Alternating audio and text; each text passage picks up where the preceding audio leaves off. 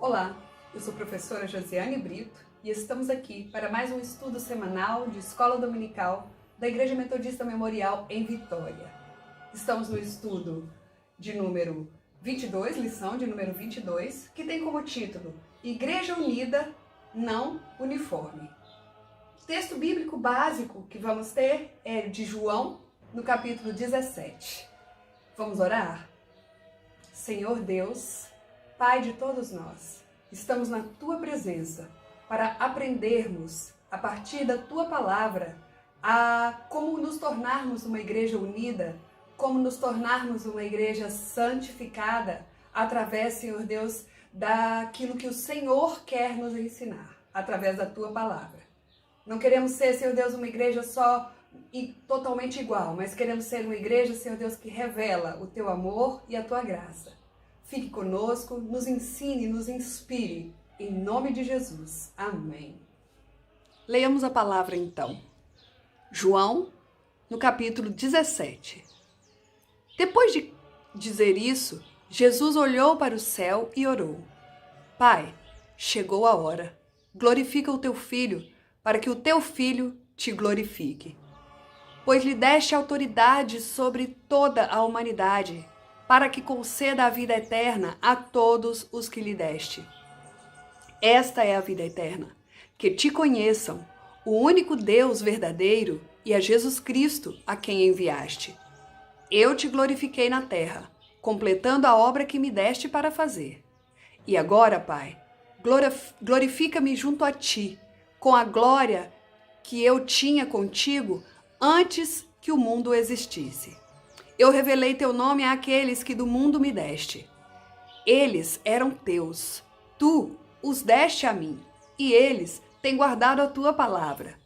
Agora eles sabem que tudo que me deste vem de ti. Pois eu lhes transmiti as palavras que me deste, e eles as aceitaram. Eles reconheceram de fato que vim de ti, e creram que me enviaste. Eu rogo por eles. Não estou rogando pelo mundo, mas por aqueles que me deste, pois são teus. Tudo que tenho é teu, e tudo o que tens é meu. Eu tenho sido glorificado por meio deles. Não ficarei mais no mundo, mas eles ainda estão no mundo, e eu vou para ti. Pai Santo, protege-os em teu nome, o nome que me deste, para que sejam um, assim como somos um.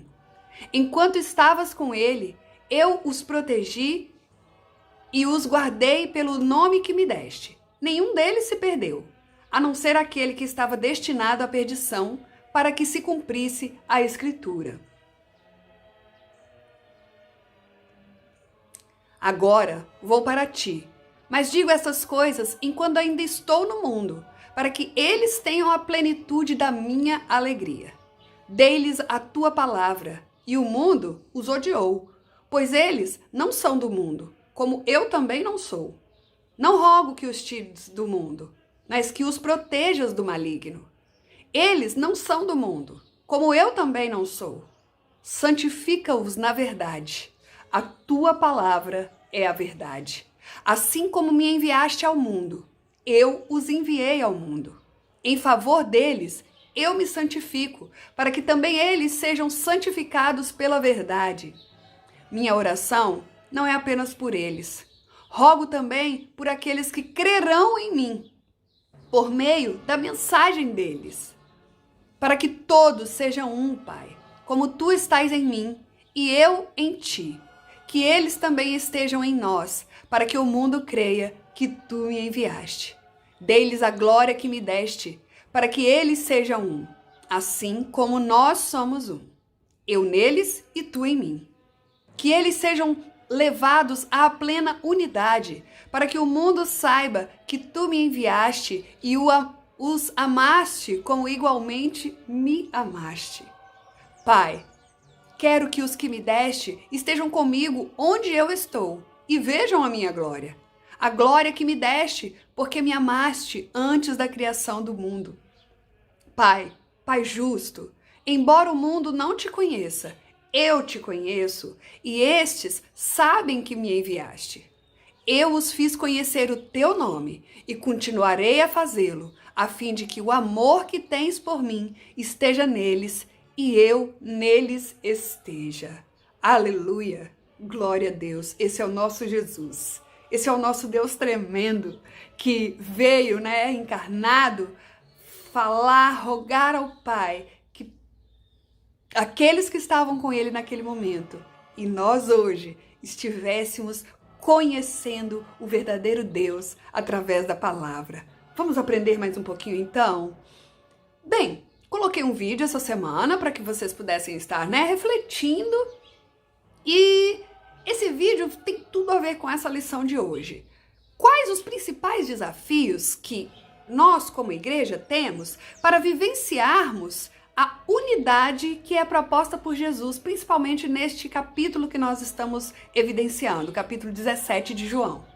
No vídeo falava, dos pinguins, falava não, nós vimos a ação lá dos pinguins em unidade contra aquela enorme baleia e eles venceram porque ficaram unidos. E aqui, esses animais diferentes, cada um realizando, a sua atividade, a mesma espécie, mas todos realizando uma atividade diferente, cada um com a sua habilidade. E no meio disso tudo aparece esse tamanduá gigantesco para atrapalhar a missão dessas formiguinhas. E a igreja? Como é que a igreja tem reagido para poder enfrentar esses gigantes que aparecem no nosso meio? Uma pandemia, uma doença. Como que a igreja tem reagido a isso? A essas fake news? Como a igreja pode reagir? Bem, nós temos como fundamento bíblico que a oração de Jesus, nesse capítulo, são várias as orações, mas nesse capítulo ela é conhecida como a oração sacerdotal. E ela está intimamente ligada aos discursos nos capítulos anteriores do próprio Evangelho de João, lá no capítulo 14, no capítulo 16, os irmãos podem olhar que ela vai estar ligada a esses capítulos. São diversos os temas encontrados, ao longo dessa oração. Por exemplo, a obediência a Cristo, a glorificação do nosso Deus e Pai por meio da morte do próprio Filho Jesus, a revelação de Deus a partir do testemunho desse nosso Cristo, a unidade no relacionamento entre pai e filho.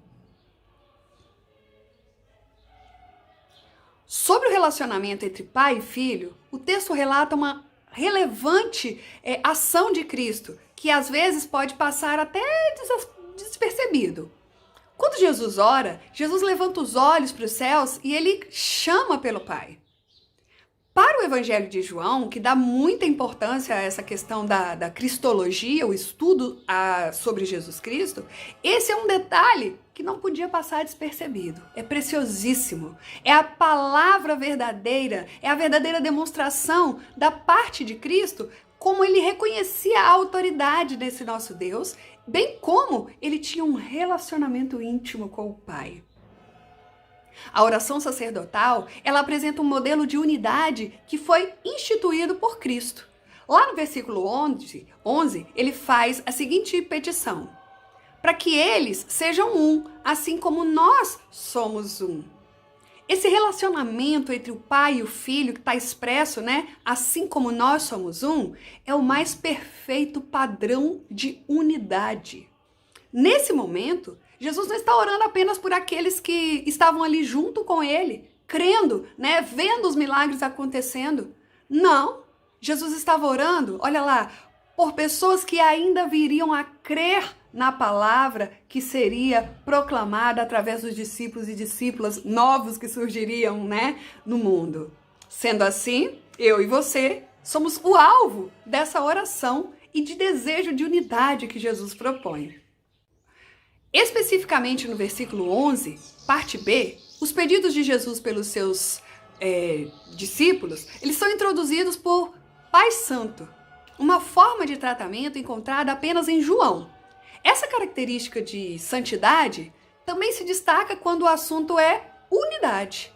Segundo Carson, a origem de santidade de Jesus e da nossa está ligada. Está ligada em quê? Está ligada em nossos respectivos relacionamentos entre nós e Jesus, nós e o Pai Santo. A santidade é base para um relacionamento sólido de unidade. E o fato de fazer parte de uma comunidade de fé, de uma igreja local, isso nos induz, a entender, nos pressupõe que envolve-se com um grau de unidade, mesmo que às vezes mínimo, em relação às pessoas e aos propósitos daquele grupo. A oração de Jesus, naquele momento, é carregada de anseio para que aquela comunidade viva em unidade plena. Que isso seja junto à comunhão que é proposta ali naquele meio e que é o mesmo propósito entre eles, ou seja, unidade pelo amor. E este elo é principal no relacionamento entre o pai e o filho. É evidenciado por Jesus naquele momento que ele estava fazendo a oração. O propósito da unidade da igreja é bem especificamente revelado no versículo 21, quando Jesus fala assim, para que o mundo creia. Mas continua com essa afirmação para que o mundo conheça que o Senhor é que me enviou e os amaste, o que os quer para ti, O objetivo da unidade, ela se completa quando revela Cristo ao mundo e ao fato de todas as pessoas cristãs serem envolvidas pelo amor do Pai, o mesmo que ele tem para com o seu Filho Jesus Cristo. Quando eu pego todo esse conhecimento que foi passado e trago para os dias de hoje, o que a gente pode perceber? Unidade não é apenas um desafio quando a gente está falando de igreja. É um desafio muitas vezes pessoal. Isso está na nossa vida e está também na sociedade. Unir as pessoas sempre é algo difícil de estar acontecendo. Cada uma com seu pensamento e todo mundo querendo ter razão. E falar sobre unidade, aqui nesse momento, é estar falando sobre harmonia, coerência, sobre uma aliança, que são importantes alicerces para o sustento de relacionamentos duradouros e verdadeiros. E uma das belezas da unidade é a capacidade que esta unidade tem de aproximar as pessoas, respeitando as diferenças que cada um possui. Portanto, unidade não significa ausência de diversidade. Em nenhum momento. Unidade não quer dizer que todos têm que ser iguais, uniformemente falando, Na uniformidade, há uma tentativa de ter tudo homogêneo, tudo da mesma forma, sem nenhuma diferença. De se fazer com que as coisas aconteçam de uma forma muito pré-estabelecida. Muitas vezes, quando sai alguma coisa do eixo, aí não é aceito, Isso se torna um motivo de desavença. E essa uniformidade não é o que está sendo proposta por Jesus nesse momento. Esse tipo de característica perde o sentido quando a gente fala de igreja, que é o quê? É um organismo vivo e diversificado.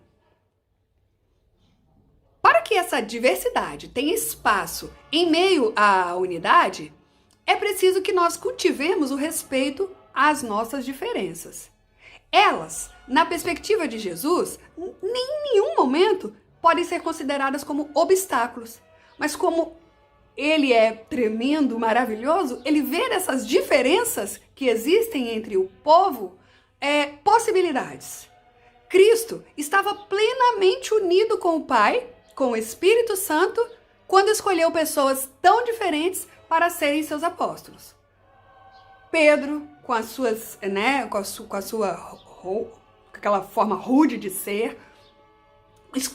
Paulo, imagina, quando Deus chama Paulo, aquele que era o contrário ao evangelho, que pregava, que ia atrás das pessoas contra o evangelho de Jesus Cristo, mas a ele que Deus chamou para ser discípulo, a você que Deus chamou para ser discípulo, a mim que ele chamou para sermos seus discípulos.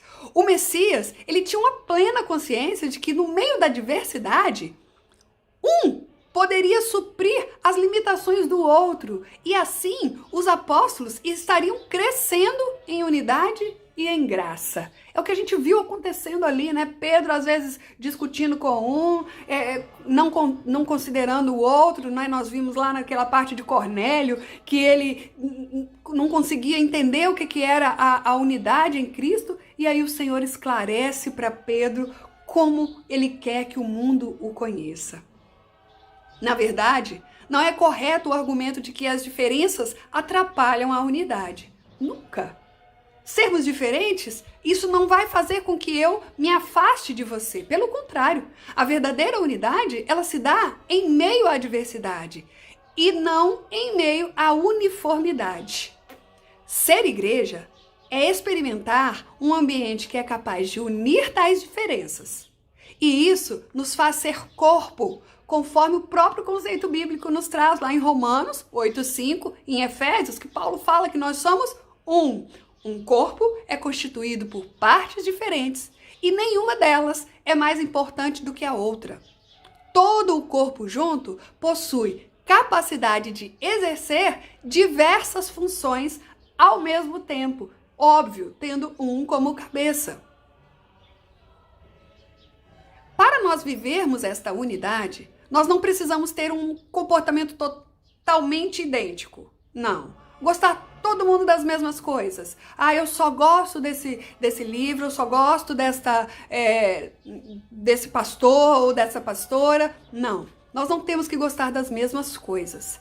Nós precisamos ter o mesmo propósito, a mesma fé em Cristo Jesus.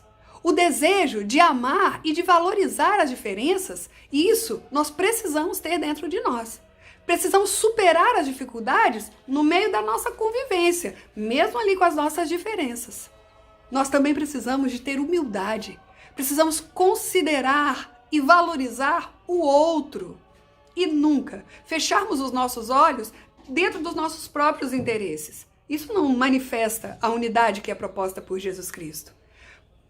Quando a gente faz a unidade acontecer da forma que Jesus Cristo nos propõe, nós temos formas de conhecer a graça de Deus, ser aperfeiçoado nessa unidade que Ele nos propõe e ainda nós glorificamos ao Pai. E o nosso alvo é o quê? Glorificar ao Pai, o reino dele, mostrando, que nós temos unidade, assim como Cristo tinha unidade com Deus, nós temos unidade com o Pai. A glória de Deus, quando ela é revelada em Cristo, ela faz com que a sua perfeita unidade seja ressaltada. Isso é a excelência, a glória de Deus, quando ela é revelada em Cristo Jesus, ela faz com que a sua perfeita unidade seja ressaltada. E dessa mesma forma, quando nós manifestamos a glória de Deus, Ele nos aperfeiçoa nesta unidade. Para que isso aconteça, a busca constante do nosso relacionamento com o nosso Deus, a fim de sermos um com Ele, precisa ser muito grande. A unidade do povo de Deus é um dos maiores testemunhos de união para a nossa humanidade. Conversando com a pastora, ela comentou, tem culto todo dia, mas nós temos, às vezes, pessoas que trabalham e não podem assistir o culto todo dia. Sim, mas nós temos pessoas, irmãos e irmãs, que estão ali ouvindo, sedentos também da palavra. O outro irmão que está trabalhando pode ouvir, num outro momento, o vídeo. Mas aqueles irmãos que estão ali, eles precisam também. Então nós não podemos pensar em um irmão ou uma irmã só. Nós temos que pensar na unidade, para que todos cresçam, para que todos tenham intimidade com o Pai e revelem, a glória de Deus. Se formos uma igreja unida, mas não uniforme, nós não temos que ser totalmente iguais, mas se nós formos dinâmicos, que consigamos manifestar o amor recebido de Deus através de relacionamentos saudáveis dentro e fora da igreja, nós estaríamos cumprindo o nosso papel. Nós estaríamos glorificando o nome de Jesus Cristo e o faremos conhecido por meio do nosso testemunho. Olha como isso é importante. Você e eu, conhecendo o Pai, tendo intimidade com o Pai, nós vamos revelar ao mundo quem é o Deus que nós estamos proclamando. E se a igreja faz isso, nós conseguiremos mostrar ao mundo o que nós estamos querendo que eles vejam: Jesus. E andem como Jesus. E façam o que Jesus fazia, né? E ele continua fazendo dentro do nosso coração. E o que a gente pode concluir? Eu volto lá naquela imagem do início. Nós tínhamos ali as formiguinhas, cada uma com sua, né, habilidade, e um gigante aí, um tamanduá, querendo atrapalhar o serviço das formiguinhas. Acontece que eles tinham um líder que pensava em um líder que estava pensando em todas as coisas e parou aquele movimento que eles estavam fazendo, deixou aquele serviço lá de lado, uniu todo mundo num mesmo propósito: se defender daquele gigante que estava atrapalhando a missão das formigas. E aí, quando o tamanduá tentou puxar uma formiguinha, foram todas, e ele não conseguiu, né, o seu objetivo, que era se alimentar de uma formiguinha, porque elas ficaram todas unidas ali. A unidade que é proposta por Jesus Cristo possibilita que as pessoas o reconheçam como o único caminho e andem como ele andou. E mesmo que essas nossas diferenças estejam evidentes, né, no momento que estamos juntos ou até mesmo separados, se permanecermos no caminho verdadeiro, o nosso Deus, ele vai nos usar de formas diferentes, segundo a vontade dele. Para quê? Para um fim comum.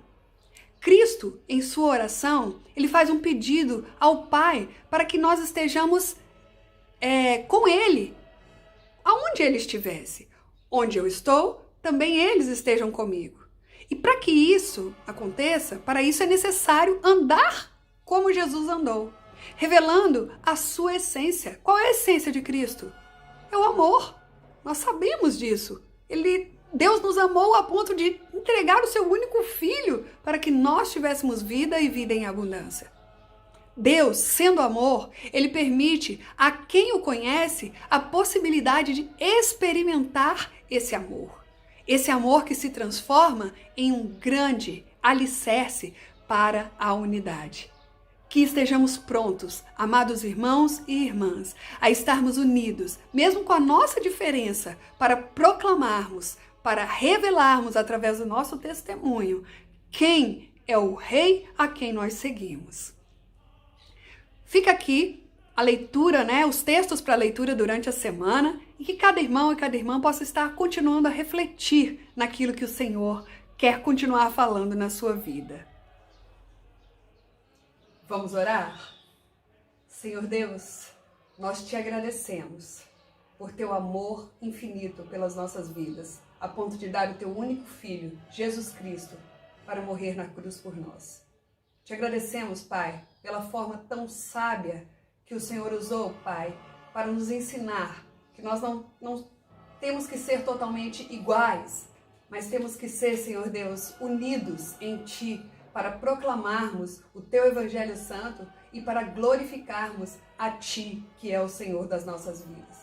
Nós Te exaltamos, Pai, pelo Teu cuidado para com as nossas vidas, nestes tempos difíceis que estamos passando. E, Senhor Deus, nos juntamos, Pai, mesmo com as nossas diferenças, para proclamarmos o nome do Senhor Jesus. Recebe a nossa gratidão, o nosso louvor, no nome do Teu Filho amado Jesus Cristo, nosso Senhor. Amém. A graça e a paz, amada igreja.